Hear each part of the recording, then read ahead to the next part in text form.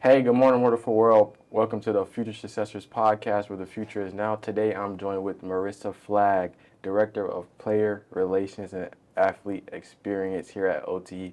Welcome, Marissa. Thank you for having me. I appreciate it. How's everything going? Everything's going well in yourself? Good, real Good. good. We're blessed and highly favored. Good. I love that. Yes, ma'am. A little bit of background about you, because I know a little bit. I did a little research. Okay. Iona University D1 ball player. Yes. Tell me that experience at Iona and how that was for you. Oh my gosh, playing Division One basketball was a dream for me. The fact that I was able to obtain it, just being an inner city kid from New York, not most young females like myself had that opportunity, so I felt like I was privileged to even play at the highest level possible, and I took advantage of it while I was there for 4 years. I had a great experience. I've traveled, I've met some of my closest friends, and I excelled on the court as well too. So ultimately, it's the best decision I made. I don't regret it, not one bit, and it opened doors for me later on in my life that I didn't know was going to happen, but I'm glad that it did. Yes, yes. And just talk about Seton Hall, So your time there and everything. So at Seton Hall, I coached there for 9 seasons. Running it back full circle, my head coach at Seton Hall was my coach at Iona. Yeah. So just keeping those great connections while I was in college, and after I graduated, him and I had always kept in connection with each other. So when he got the Seton Hall job, it was kind of a no-brainer that he reached out. And that was another decision that, I was kind of on the fence about. Like, I didn't know if I really wanted to coach or not. But I'm happy that I made that decision. I love the fact that I get to, build relationships, still stay close to the game, even though I wasn't playing anymore, be a role model. I tell people all the time, like, coaching is so cool because you got 15 girls who probably think you're the coolest person ever. And then you talk basketball. You're around it every day. I get to wear sweatpants and a hoodie every day to work and sneakers. Yeah. So ultimately, like, it was a great experience. I don't regret it at all. I just wish, that in life sometimes you do things a little bit earlier. So when you're older, you figure out what you really want to do. Yeah, we're glad that you're here and you joined us today at the Future Successors podcast. But as you know, success is in the name. And our first question is, how do you define success? Because I know I define success differently, and everybody have their different views on success. How do you define success? I think success is defined like personally. Everybody's road to success is different. So as long as you're not comparing yourself to someone else and you're putting in the work and you're understanding that whatever you're doing is going to lead you to a point of success in your life, I think that's how I define it. I'm a firm believer that like the grind like doesn't stop. Like when you work and you put effort forward to the things that you love and that you want to see manifest, like it's going to happen. It may not be as quick as you want to, but you doing the work will definitely make you successful. Yes, knowing that you're from New York and how gritty it is down there and how fast everything moves, and you playing basketball down there, we know how hard it is to play basketball in New York and everything. That extra sauce beyond hard work, what would that extra sauce be for you, or what was it for you going into Iona or coming to OTE or being at Seton Hall as the assistant head coach? What was that extra sauce that was needed for you to progress through those stages?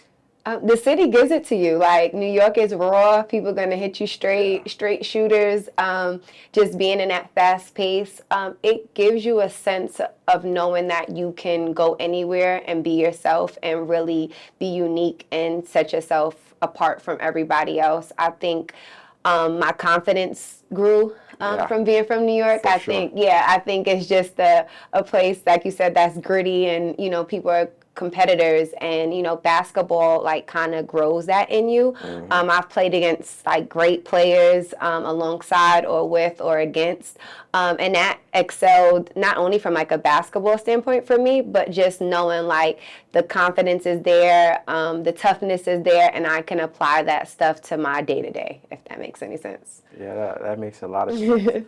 Now, I know with success, it comes up and downs and things or moments where you had to be resilient and you had to just stick it through. Can you please just tell me a moment where you had to be very resilient and you had to stick it through or see it through, or times were tough, you didn't know how you was gonna make it, where you had to call on God or anything like that? Can you tell me a moment where that was needed? I would say most recently, it was hard for me to leave Seton Hall. Like being in a place that I was comfortable with for 9 years. I knew everyone there.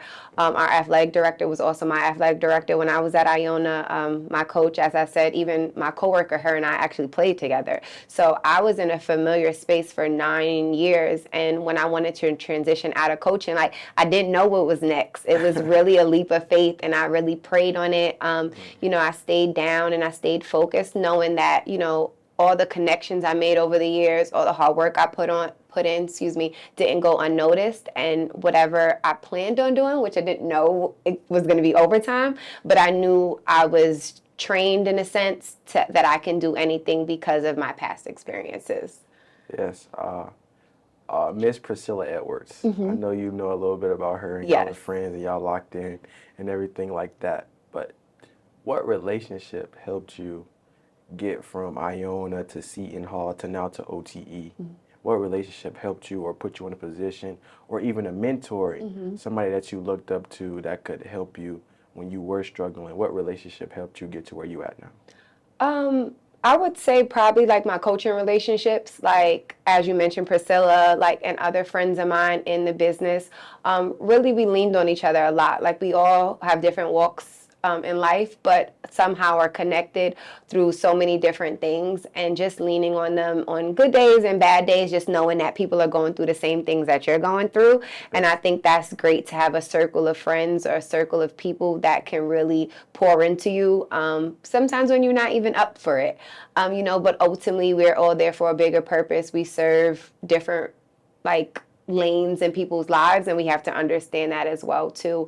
And I tell people all the time, like coaching allowed me to honestly hold myself to higher standards. Like I'm a firm believer in like practice what you preach. And I didn't think that my day to day, if I'm telling people what to do and then I don't follow through, like how can I really walk my faith or my truth? So that's definitely something I try to like abide by daily. So you being a WBCA mentor, just tell me how you get to those relationships of having a mentor and you putting yourself out there, because I know nowadays everybody in the phone, all the young people on social media, we really don't know how to talk to people in person. And when we do see the people that do what we want to do, the things that we want to do, we don't know how to approach them. Correct. So can you tell me like what advice you would give a younger self or a younger person on how to approach someone that you are looking into doing business with or things like that? I think networking is huge. Like I honestly wouldn't be in the position that I am currently if it wasn't for networking. Honestly, this job I got through a friend of a friend, and ultimately I think good relationships and putting yourself out there will put you in rooms that it might not put other people in. And granted, I understand that everybody's personality isn't as outgoing and things like that, but I think people recognize and realize people that are invested in something. And I would say to younger kids, like, always approach situations as if like it's a blank slate. Like people don't know you, and you want to give your best version of yourself, because sometimes first impressions are the only impressions you have.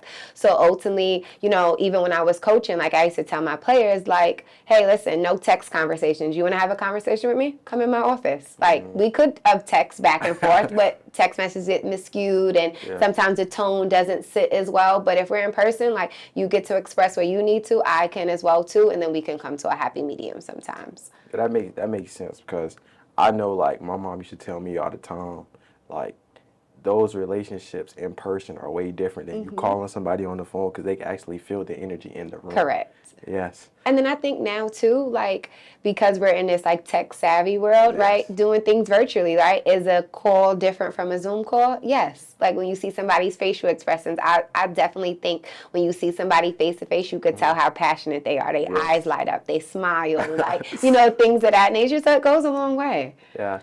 So family for you. Can you just tell me, Miss Sonia Flagg, your mother, just tell me how important family is to you? Oh, family is everything. Like, I have two brothers, and I love them dearly. My parents are amazing. They're super supportive of everything that I do. I'm an aunt now, and I love it. Both my brothers have kids, and it's just amazing to be a part of that. And, hopefully one day, I start a family of my own, and we just continue to grow, and our legacy as a family continues to grow through our children. But I wouldn't be where I am today without the support of my family. Like to this day, like birthdays and, just moving to Atlanta, like them coming to visit me. It's just little things like that go a long way. Yes. I feel that. The family is right here for me too. So you're the CEO of the League Prince. Yes. And the COO. Oh, yes. Of the League Prince. That is a printing press company? Correct. So it's a clothing manufacturing company that I started, as well as my boyfriend. And we just service like different schools, different companies, personal brands, do like embroidery, screen print. I got you. Your shirt, basically. We can provide those services. And that's just been a passion of mine over the years. And who better to do it with than your partner? Yes. And it's nice to build relationships as well, too. I'm a relationship person. I love building relationships with people, so why not do it through something that we wear daily? Like, everybody has a symbol on their clothing or things of that nature. So and having that creative process with people, I think is dope as well too. Like, because you can incorporate sports into that. You can incorporate personal style and things of that nature. So I feel like it's like an endless market. Yeah, I believe everybody should branch out and not work for anybody else and have their own business. Correct. So you can end up at least working for yourself. Ultimately. So you can wake up and go to sleep whenever you want to, do the things that you want to do. And not I have agree. to come in the office and work a 9 to 5 for somebody else. Make your schedule. Yes. But so I know everybody wants to win a championship in life. So what would be a championship in your career field? Like, is it you on a beach with your husband and your kids? You got your own island. You're on a yacht. You're in Hawaii. What is a championship in your career field or just your life in general? That's an amazing question. I think it's so many different pieces to that question that I can say. Ultimately, like, family-wise, like, I would love to have generational wealth. I would love for my kids and my husband and the rest of my family to be set where they have minimal worries than their regular day-to-day. Career-wise, I would love to be at the highest point of my career, whether that be like for the company here at its highest point or the NBA at its highest point, but also still incorporating all the things that I love to do, whether it be like player relations or community relations or dealing with kids, something that kind of checks off all the boxes of things that kind of complete me as a person. And then lastly, just having that flexibility. I think that's the biggest thing I've gained being at Overtime is having flexibility where coaching is like 24/7, 365 days nonstop, where here I get a little bit more flexibility. So I would love to have that balance. And like you said, ultimately work for yourself. Like, be able to do all the things that you want to do and take vacations when you want to take vacations, enjoy life how you want to enjoy it. And then live where I want to live. Like, whether that be out the country or somewhere tropic. I don't know about back home because it's so expensive. But, ultimately, I'm in a space where like everything I've manifested has completely come true. Well, thank you, Marissa. That's our time. Thank you for contributing to the Future Successors podcast. Of course. We'll see y'all in the next episode. Bye. Thank you.